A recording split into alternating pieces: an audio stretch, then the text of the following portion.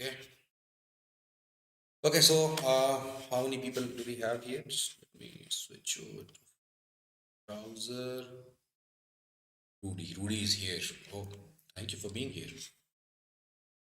So, all right, so let's start.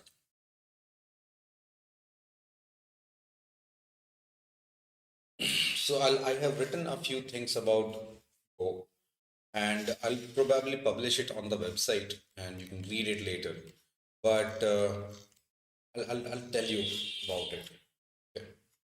Most of the time, when we start learning new languages, you take a workshop. Uh, Usually, people expect that they'll start off with "Hello World," which is actually good. That's how you have to start. That's the usual, uh, assumed way of starting. I am not getting the word right, but you probably get what I mean. But it is very important to go through the history.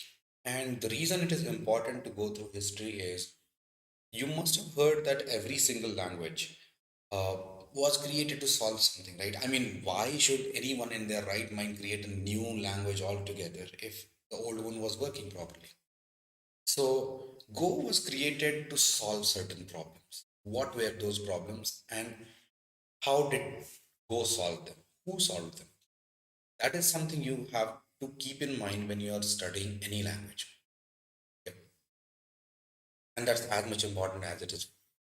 So, if you look at the properties of Go, one of the things, these yellow ones are like the main points that Go covers, and these are the extensions. So, Go is known to be fast. It compiles really fast.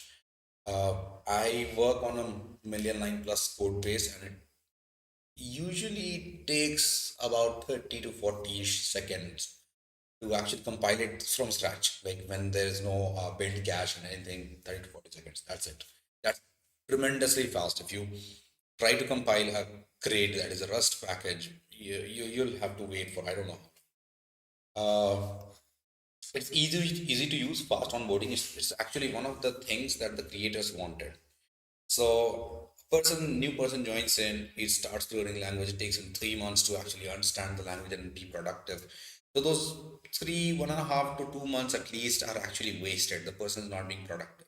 They wanted a person to pick up a language and be productive with it ASAP, which means that you have to keep the language simple. Simplicity is one of the cornerstones, one of the biggest points of Go. And that I've basically not written here, but I'll show you where it comes from, where it goes. And Go is supposed to solve Google's problems, right? And Google is a big company. So Google has got quite a bit of problems, a lot of problems. One of the biggest problems that Google has is that Google is big. So they have a lot of servers. They have a lot of intercommunication between their servers. They have to make sure that their servers are getting properly utilized. Uh, Google is known for creating web services, right? So they need to create a new microservice and it should be easy. The language should support all of that. It needs to support networking really well. It has to have a lot of concurrency because when we talk about server, we are talking about dozens of cores and terabytes of RAM, and you need to put enough load on a server to call the server its worth. So these are the problems that Google had, and Go addresses those problems. Okay, and about these two being easy to use and fast to execute, uh, Go will always compile to a native binary. I mean, you can create a library maybe, but basically native binaries are what you'll get normally. So you can take that file, you can put it on another a machine which where it's supposed to be executed, and it will just run. That's it. Very simple. And it's easy to use fast onboarding, right? So fast onboarding means that the user doesn't have to think about memory management. So it's garbage collected. So those are some of the properties of. But where does it originate from? I'll give you a particular blog post. I'll drag it over here. And this blog is called Command Center, and this belongs to Rob Pike. This person has an extremely simple profile, nothing over here. He is one of the creators of Go. Okay, so Rob Pike basically he's the creator of UTF-8, and UTF-8 is what powers your emojis and multilingual, texts. So if you are able to send your, red heart emojis to your girlfriends, it's because of Rob Pike. And if you are able to read in Hindi or Tamil or Sanskrit, whatever, or French, it's also because of Rob Pike. He created UTF-8. Rob Pike also worked on an operating system called Plan 9, and it was a Unix-like operating system, and he was one of the center guys and one of the core guys of that operating system.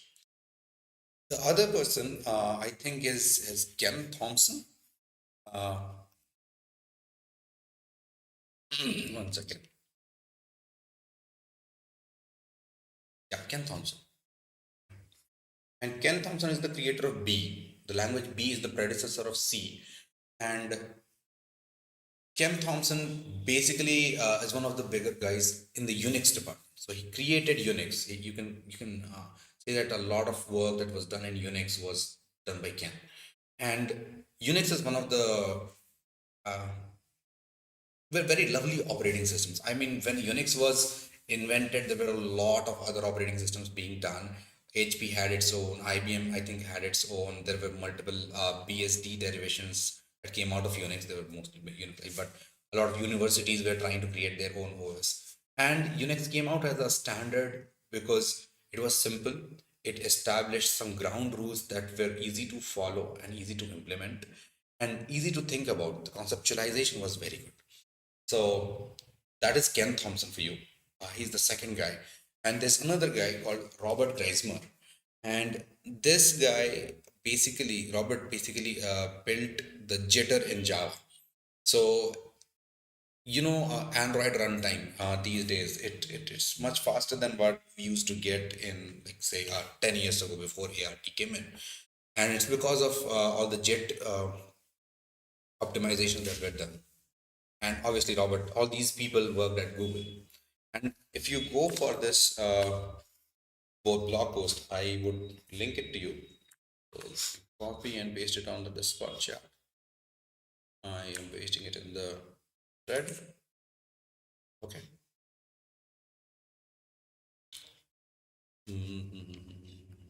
All other people. Okay.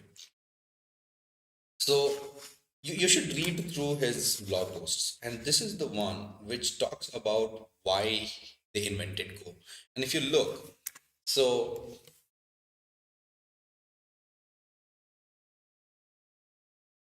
this is one. Back around September 2007, I was doing some minor but central work on an enormous Google C++ program. One you've all interacted with, so probability search, I'm not sure about that. And my compilations were taking about 45 minutes on a huge distributed compile system. Just read that. A large code base taking 45 minutes to compile. You guys, even including me, I would get pretty, restless if it takes 45 seconds. At least I'm spoiled by interpreted languages and Go at least. So it was taking that much time just to compile, and that's not good. That's not at all good. So that's one place. The second is, in a span of an hour talk. This is about C++11. Uh, we heard about something like 35 new features that were being planned. And this is C++. C++ is overloaded with features.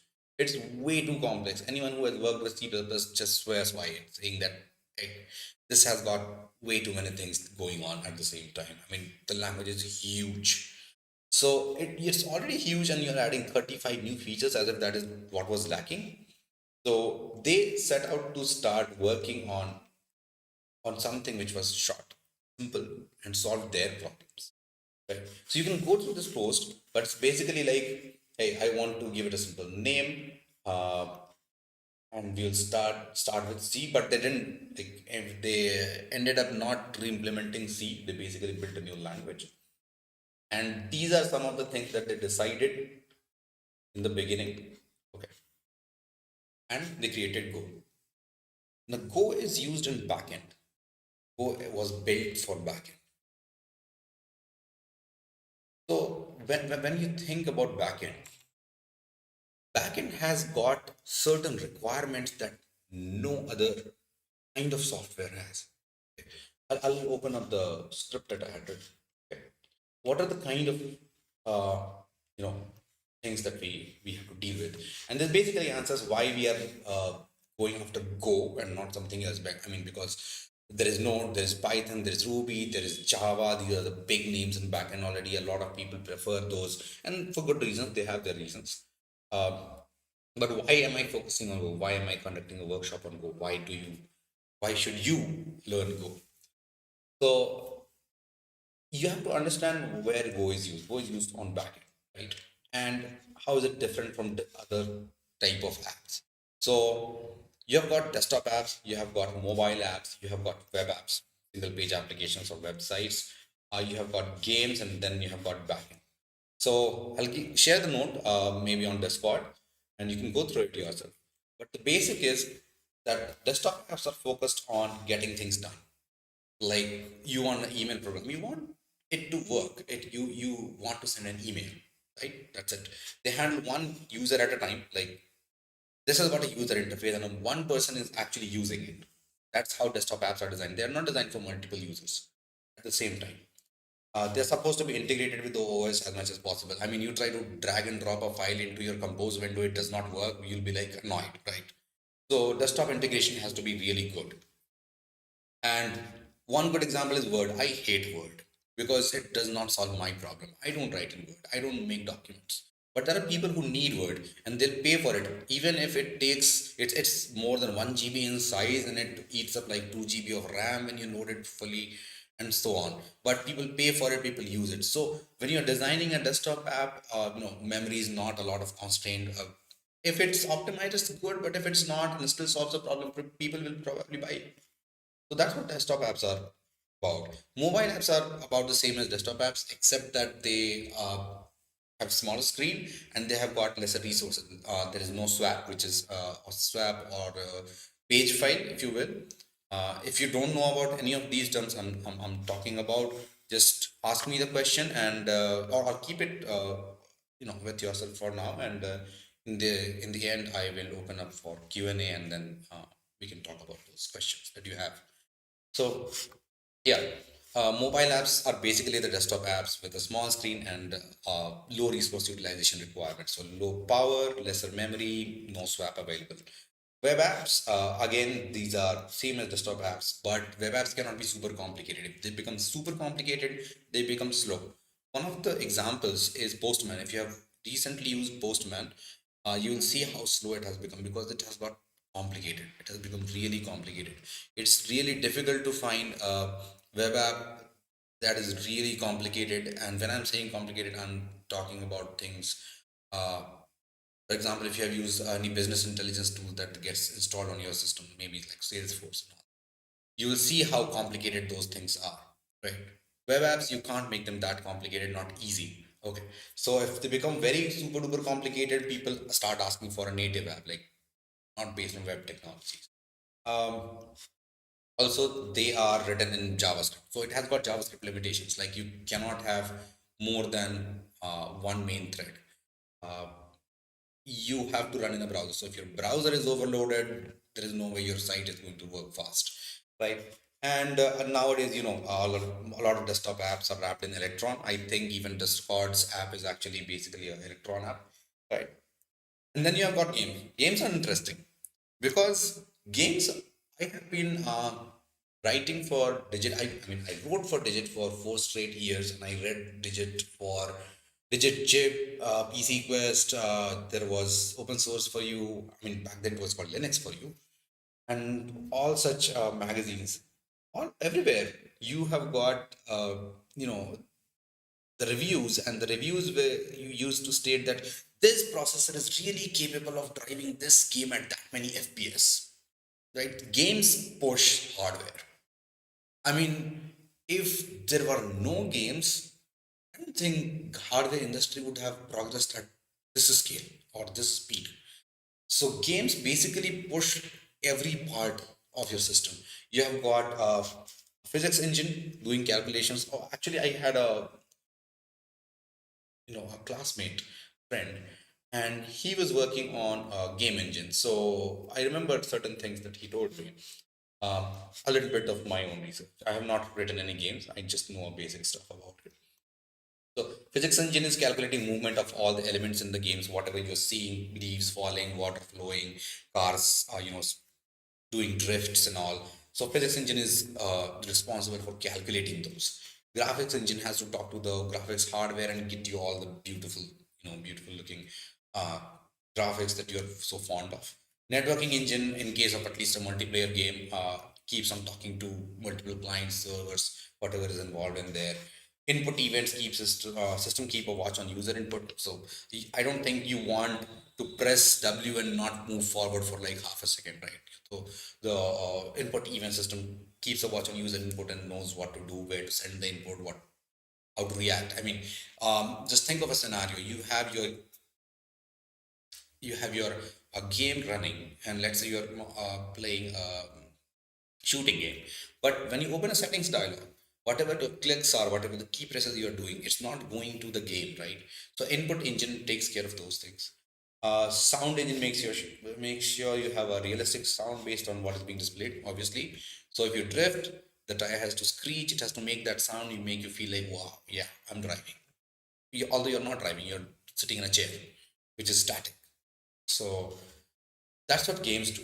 But none of these actually have the problem that backend is.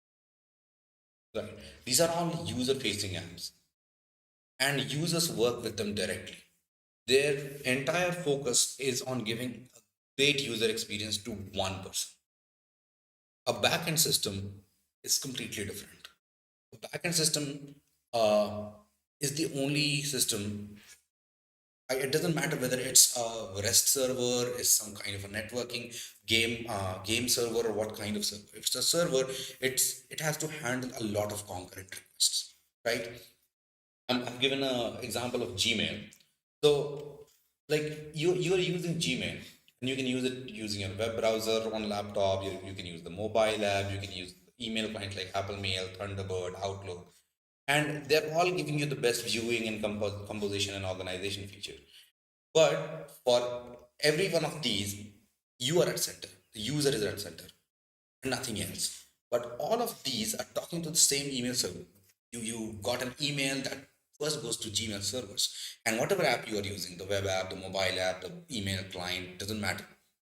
It has to go and get that email for you from the server. So it's the server where everything is there. That backend is responsible. And if you look at, and Gmail is wildly successful, right? So if you assume that there are about a billion users of Gmail, which is understatement, I think there are about 1.8 or so. But 1 billion is not a big number. I mean, given the scale and the size of Gmail and Google. And a lot of people have multiple devices. You and I, most of us might be having multiple devices, laptops, desktops, multiple mobiles, and stuff like that. So and I'm being very, very conservative about the assumptions I'm making. So if you get one email, every person who is using Gmail gets one email every day. What happens? For each email being received, the Gmail has to accept the mail. If you know about how email systems are designed, accepting an email has got four parts. Quite a bit of stuff happens over there. So we are just going to assume one operation. This operation is a very vague term here because you can't really say how much processing power, how much memory, how much storage, database, what all was involved. I'm just keeping it trying and trying to keep it simple. So let's assume that's one operation. Then the email has to go through filters. Some are automatic, like categorization, spam detection, whether the email is valid or not, whether it was spoofed or not, and then some manual filters that you might putting it into folders or labels, auto forwarding. And so you can assume five operations. I'm being very conservative about this count. Then the emails need to be stored, right, in whatever database that Gmail uses. So let's assume one operation there. And if the user has an app and the conditions are satisfied, it will send you a push notification. We can assume one operation there. And then someone, the user, opens the Gmail interface on whatever you know uh, app they're using, and it will cause it to list the existing emails. Most of the time, when you open an app, the email apps, they list the emails, right? Unless you like click on the push notification, it takes you to the email itself. But usually, this is what happens. Then the user then opens the email and it is marked as read. You can assume one operation. Right? So if you add it all up, you've got 10 operations, and that is 1 billion people. I mean, 1 billion emails per day. So that's like 10 billion operations. And if you calculate, it comes to a little bit over 110 or 110,000 operations per second. This is not something that any of the previous app types can say. So that is the problem of backend. Go was specifically designed to handle backend. No other language is designed in that manner. Rust, if you take today's languages, the latest, greatest ones. Rust is a systems programming language. It's supposed to replace C. Zig is trying to replace C. C itself was created to build other completely different, entirely different kind of stuff. It was more close to the hardware, so networking and graphics and talking to the processor and stuff like that. That's what C was targeted. But Java wanted to be, what's the I'm forgetting the punchline. Yeah, write once, run everywhere. Right.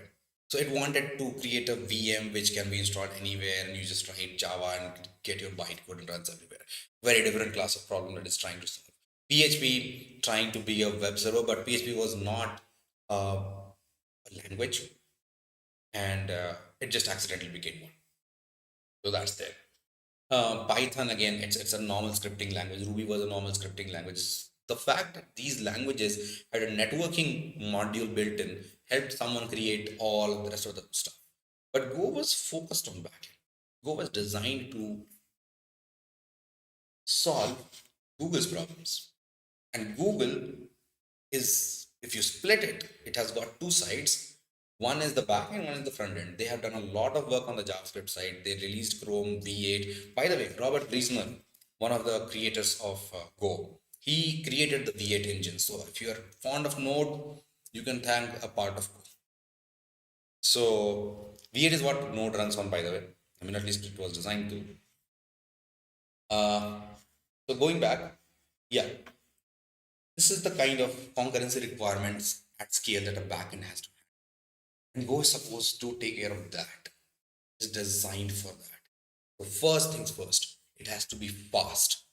You can't, we, at least the new generation, is pretty impatient. Like something doesn't load in a second or two, they want to switch the app, they want to kill it, they want to go to the next reel or next page or whatever. So it has to be fast. It has to be massively concurrent. It has to be, very efficient with as efficient as possible with the hardware. You take Java, you try to like allocate it like say 16 GB RAM, and then you fill it up with objects. Uh, you do something, the garbage collector triggers, and then you have got a stop world. That's not something that you want from a backend. So I have practically at least encountered this stop the world problem with Java, where we were trying to do something with the service, and the service was basically, it had gone into the stop the world garbage collection scenario, and nothing was happening for like almost a minute. I don't know why it took so much time, but maybe it's because there were a lot of small objects. But yeah, that happens. So Go is targeted not to let that happen. So its garbage collector is different from Java.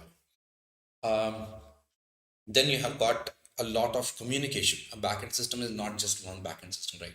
You hit something, it goes talks to the cache, it goes talks to the the database, at least the database. So that has to be there. You have to take in account the things that the backend service depends upon. These days, larger systems are all microservices. So, I mean, you hit one endpoint and you don't even know that, okay, 50 different microservices were involved before you got your Netflix page or Disney page or whatever.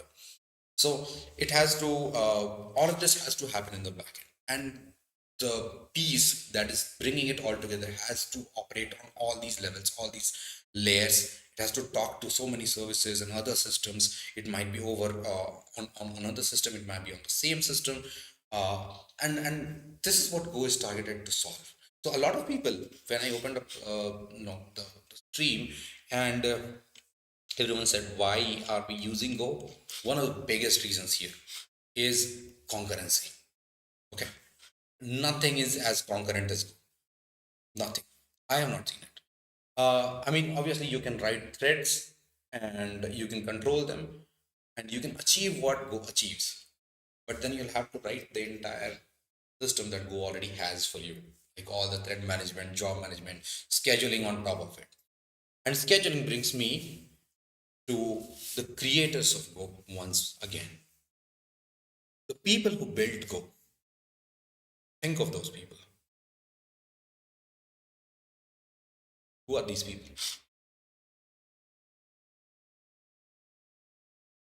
This is the blog post that I showed you, the command center, the less is exponentially more. Right? Think of those people. What have they done? They are OS designers. They know how to build an OS, right? Ken Thompson is there. And all these people have worked, at least Ken and Rob Pike worked together for decades. So they already knew each other well. You must have heard of Dennis Ritchie, the famous creator of C language. That was also, colleague of these two. So they have designed OSs. What does OS do? One of the main things that OS does is scheduling. What should be given to whom? So if you have these people, you're going to get something that has got a brilliant scheduler built in. Okay. They're language designers. They already know languages. They have designed languages. Ken designed, helped design C. Rob Pike also worked on C, I think. And Robert Risner worked on Jitter in Java. They are language designers. They can churn out language specifications easily, and they can probably do it in their sleep. That's how intelligent these people are. You've got language designers, so your language will be designed well. Compiler designers, obviously you're designing the language. So when I say language, I mean the specification. Like, should I use this kind of bracket, this dot notation, arrow notation? Should there be semicolons or not? The syntax, the feel, the way the language looks. That the you can say the parser side. That is what language design. I mean by the word language design. They are compiler designers. They have designed compilers. JVM expert focused on concurrency. So garbage collection is not a big deal for them. There's one great guy on the team, and they're faced with building a language which solves their problems perfectly. Okay, so what are you going to get? And at least in my little life, I know that as you age, you tend to go towards simplicity. Like when I was young, I loved a lot of complicated stuff. I loved um, to an extent, I would say I love messy environments where too many things are open. I'm working on so many stuff at the same time, and my desk was pretty messy. Um, as you age, you think simplicity is much better than complexity, and these people are in their post 50s, most of them, when they started building it. So they are going to give you a simple language. And the simplicity plays really an important role when you're thinking about languages. We in TechRail group, some of the internal ones at least, we started reading about how to implement an interpreter. And it's very, if you go through that entire course, you will see that when you design a language, the more complicated it is, the more time it's going to take for parsing, for creating the AST, for creating the final byte code or the compiled binary code. So if you keep the language simple, and I promised you that I'll talk about the simplicity part, right? If you keep the language simple, your parser, your lexer, your AST, everything stays simple. And it's much easier for the CPU to execute those steps. So your compilation time reduces. This is a big one. So they give you a simple language, and most effective way of expressing your desire to the computer. So again, when you talk about programming languages, they are languages. Languages are meant to communicate. In the case of programming languages, we express our desire or what we want to do, what we want to accomplish to a computer, right? I mean, you can write poetry. I mean, or you can write really bad words. If you know WordPress, I think the punchline of WordPress was code is poetry. I love that. I love that. So Go came out as simple, right? It's simple to learn and it's fast. It's a compiled language and not an interpreted one. And it's not compiled to bytecode like .NET, or I think it's a PLR and JVM on .NET and Java side. I don't know what .NET's output is called. So you're not getting a bytecode, you're getting a compiled binary, right? Right. And this is the part of Google. You're trying to solve Google's problems.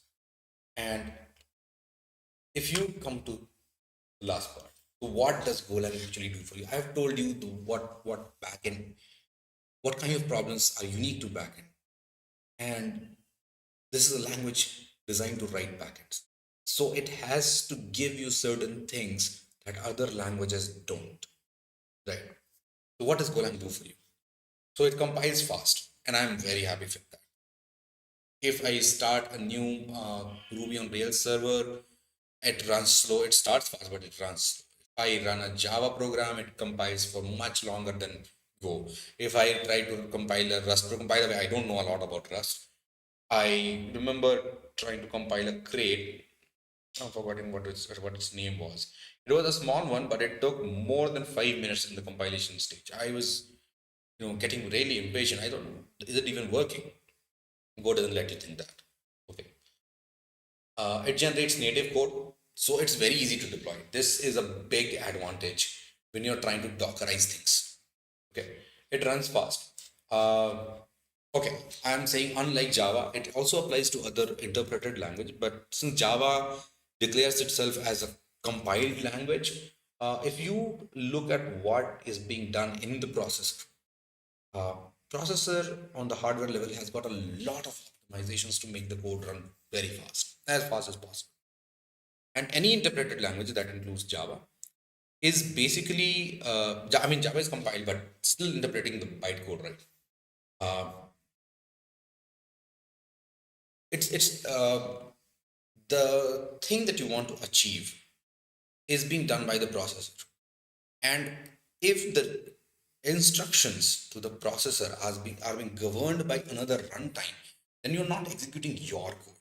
It's the runtime's code that is getting executed, and that runtime's code actually interprets what you were trying to do when you wrote the program and tries to tell the process. So there's an indirection layer, right? And that layer basically undoes all the advances that hardware industry makes for making the code go faster. This is one of the biggest reasons why Android was so slow and this was so fast from the very get-go, because iOS was, their programs compiled to binary code. So all the great advances that they make in the processor department, that's utilized. So it runs fast because it compiles to native binary code. It is garbage collected, but it is very intelligent. Uh, with a little bit of understanding, you can actually create something as fast as C. Uh, there are so many benchmarks where they'll compare the performances and whatnot. And I've seen some people saying that, okay, it's only like us about 50% slower than C at certain things, which is a big deal, by the way. And this was a note that I wrote. So talk about escape analysis. So escape analysis is one of the things in Go that allows its compiler to check whether or not a, a piece of memory that was allocated for a variable is going to go out of scope. And where is it going to go? What is the scope? Is it going to escape out of the function scope? If it's going to escape, it's going to go out, then it has to be, you know, kept on something that is called heap. And the garbage collection runs only on heap. And if it is not, then It's kept on stack, and stacks are not garbage collected. The moment function returns, the stack is cleared. So this is one thing that I learned about Go when I was in the beginning. I mean, the first year or so. There's little to no magic, so it's easy to debug. I mean, if you look at C, not C, C++, and you say variable A star B, you can't tell what's happening. That star might be overloaded. It might be a matrix multiplication, right? So there is magic to that. Ruby is really full of magic. I mean, it might be looking like it's doing something, but it's not doing that. You can call methods on an object in Ruby which don't exist. It's pretty magical. So unless you are actually debugging it and setting breakpoints or printf statements, whatever, you can't really know just by looking at code, like what's happening. Since there is little to no magic in Go, I mean, I haven't seen a lot of magic. It's very easy to debug. Very easy to debug. I mean, uh, if you have debugged any C program, you know that C is much easier to debug than C++. This is what I'm talking about. Little verbose, but forces you to handle things properly. Okay, so some people have got really a lot of problems if I say func do something, and I take say a and b as integers, and it returns say no, integer and an error, right? And you do something here. And then you call this thing somewhere else like value comma er is do something a comma b, and then you handle the error like if er is not equal to nil, sorry, oops, then handle error here. Some people don't like the syntax. Honestly, I didn't like the syntax either. I'm not a fan of this syntax. But it does something really, really important, at least for me. So I used to write pretty defensive code and pretty verbose code already before starting. Whether it was Java, it was Ruby, PHP, doesn't matter. Node. I'll always, give a proper error message. For example, if you're trying to log in, there are so many things that can go wrong. I'm expecting an email, you're not giving me an email. You might be passing an empty string. You might be passing something that is not an email. You might be passing a string that is larger than what I'm expecting. You might not have given me password. Password might not be of correct strength and whatnot. So for each of these use cases, what happens is if you go with a language that does try catch block error exceptions, sorry, not error exceptions, the exceptions, what people do is like they will put a try at the top, they'll put a catch at the bottom, they'll write the entire code here, something goes wrong, they'll emit one error message saying something went wrong. They'll, I mean, at best you will have to do something like what something like this go um, maybe suitable. So you do a try and bunch of stuff here.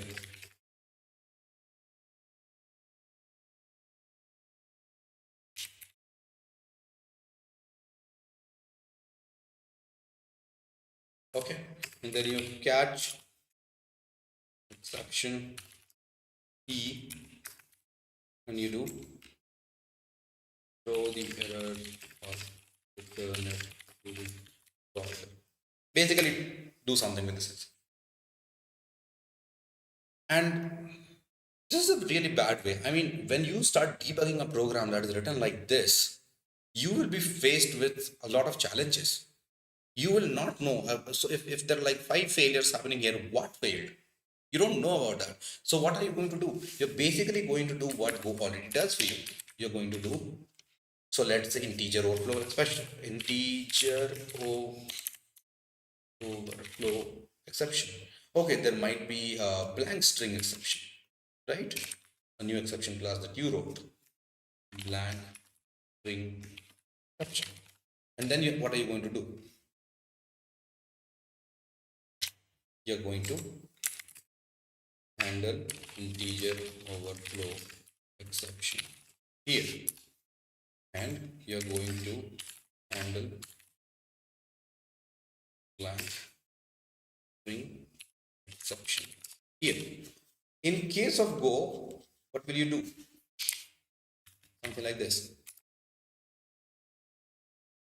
Let's say val to to another, sorry, another thing, right? And if to is not equal to nil, and then you'll handle this here. And the same thing, you're going to do the same thing over here. You'll make it error value 3, error 3, do another thing 3 over here, and then another 3 over here. How is this more verbose than this? It's about the same thing. It's just looking a little bit longer to read, but this is just a little longer. So if you're writing a good program, doesn't matter which kind of language you're writing, you'll have to write verbose code if you want to make sense of what you're doing, if you want to debug data, if you want to look at your logs and say, okay, this is where it failed. You'll have to put in those error messages. You'll have to handle each case individually. So yes, it is a little bit verbose, but it forces you to handle things properly. And this is something that lazy programmers don't like. A lot of people, especially the people who have just passed out, new people, to the industry, to programming, they think that they can learn one stuff and it will be all great for all the places. Like I see a lot of people just saying, "Oh, since JavaScript can do a great stuff in backend as well, let's learn JavaScript. It solves everything." 3 years down the line, when you start in the industry, you'll get to know that you'll have to write Java, you'll have to write a Node, you'll have to write something else, Go maybe Rust, maybe something else, or Camel, who knows. You will have to learn new languages. So start now. Don't hide behind dry catch blocks, please. That's you. You are going to cause a lot of pain for yourself. You'll have to revisit the code, understand it again, and you'll have to put in the right error messages, and you'll have to do it after you have already screwed up something in production. This happens a lot. Okay. Another thing, it comes with unit testing framework built in the language. Testing is important. People who don't write tests often fall into problems when it's a big project, and the other people are depending on their code to function properly and as expected. This happens a lot. So it comes with a unit testing framework. It's obviously there are so many other kinds of testing which it does not support, and it does not have inbuilt support for. So you have to write things around that. But yeah, basic testing support is there. Comes with a formatted GoFMT. So you can get out of the debate on whether the squiggly braces should be on the end of the line or new lines. Uh, Most of the editors, VS Code, I think Golang does it, obviously. They already have Go FMT running. So the moment you save the file, Go will format beautifully. What it gives you is it gives you a uniform code base across the world. Not in your code base, not in your company, but across the world. You take up any Go project, anywhere, kept anywhere. You get the source code, you read it, you will not have to adjust. Okay, well, oh, okay. Here is the curly brace. Your this is something I read is called cognitive load. So your cognitive load is much lower. When you look at text, programming is all about reading and writing text, right? So when you look at text, you're trying to understand it. The more uniform it is, the better it will be for your eyes, and your mind is working more on actually understanding it than actually looking at the text and making sense of the text itself, right? So for example, if I go here and I make this say bold, and I make this italics, and I make this bold and italics, and if I go here and I make it big, I think I've not installed something. So I can, I think, format, let's just type through, I'll go here, highlight it, right? I mean, look at this. Looks garbage. If I start doing this with all the places, you'll have a hard time reading this. So it's better to have a language that has got a uniform structure to it. Go FMT does that for you. And this concept was copied by, I think, Rust as well later on. Uh, I think Zig also has a formatter. I'm not sure about many other languages, but yeah, this is great. Cross-platform or cross-compilation. I mean, even if you are running Windows on Intel and you wanna target Linux running on ARM processor, maybe like G series processor on AWS, you can do that. On Windows, you can compile the binary that is going to target Linux with ARM processor. It's a wonderful thing. So even if you have a Windows machine and you know that your code will compile and it has to go and run on an ARM processor server somewhere, you can generate that binary, that executable file right on your machine. You don't have to like go to that machine and generate that binary. This is a very important thing. And one of the things that new programmers don't often care about, but experienced programmers know all of the value of, is maintainability. And again, this was written by really experienced programmers who have done a lot of work, and we owe a lot of our modern life to them. Without C, without Unix, I don't know where the world would be. I mean, obviously it would be somewhere, but it's beautiful. A lot of stuff that these people have done is beautiful. So if a code is not maintainable, it's it's not good code. I read a quote somewhere. I'm sure some of you must be familiar with that. That any stupid can write code that a machine can understand. Great programmers write code that humans understand, and that is important because it has happened to me. It has happened to numerous people I know. You write something, works beautifully. You go back to that same thing 6 months later. You see, and you think to yourself, who is the idiot who wrote this? And then you track it down, track the changes using Git or whatever version control you have. You find yourself, and that's surprising, and it happens a lot of time. So if something that you have written is easily understandable and it is uniform and you know that it's gonna work tomorrow, then it's maintainable. Go, when they released version 1.0, they promised backward compatibility. It has been over 10 years that Go's first version 1.0 was released. I literally work on certain things which have code written in 2015. I can build a library today using the latest features of 1.22 and they will work alongside that old code. This is something mind bogglingly awesome because you don't have to update your libraries, you don't have to update everything around your existing code base to actually make it work today. You can have that code that was written 10 years ago and you can compile it today, it still runs. That is something that gives a lot of value in the long run. I mean, if you are running a company, think about it. If you're running a company, you've got like 5 developers, and let's say you're using something like PHP, and all of a sudden PHP 9 drops and they say, you know what, we have got amazing features, we have got great concurrency support, and we have sped up the entire execution time, uh, and your boss then you say that okay, let's upgrade all our code bases from PHP 8 to PHP 9. So if the language is not backward compatible, you'll have to write a lot of stuff. You are going to waste money, you're going to waste time for effectively nothing. This is something that Go does and does beautifully. So a lot of libraries that I have used, they basically disappeared. Some of them, at least, they have disappeared. They have not moved to GitLab. They have not gone somewhere. They have disappeared. Whoever created them got rid of them. But I have the code. It still works.